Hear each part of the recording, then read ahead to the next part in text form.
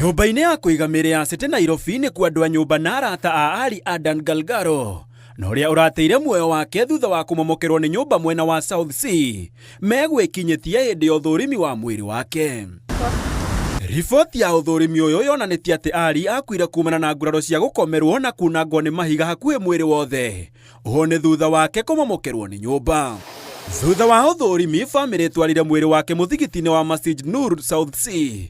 Na thutha ũcio, igongona rĩa mathiko rĩatabanĩrio kaburi-inĩ ya mũingĩ ya Lang'ata, atongoria makĩenda kĩhoto kĩoneke. Tunavyojua Waislamu hawezi kuwekwa sana, ndio maana leo ndugu yetu amezikwa.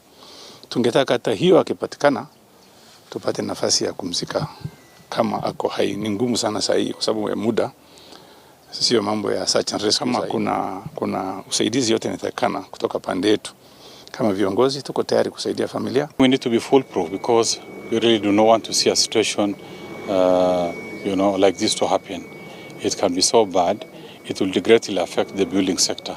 The system should be foolproof and we must avoid shortcuts in whatever way. Maya makihanika, mĩhang'o ya gwethana mũrangĩri wa keerĩ no ĩrathiĩ na mbere, ona gũtuĩka mwĩrĩ wake ndũrĩ ũroneka, o gĩciko thutha wa kĩngĩ gĩgĩikio kĩna mwĩhoko wa kuona. Written a letter to the governor, and then when we open the assembly on 14th of February, we are going to summon the CEC planning, chief officer, directors, all of them. I've even written a letter to DPP, Director of Public Prosecution.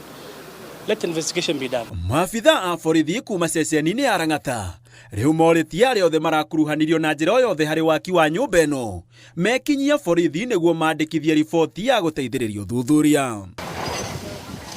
Handũ-inĩ ha Inooro TV, njĩtagwo Gĩtonga Ũgwahwa Boy.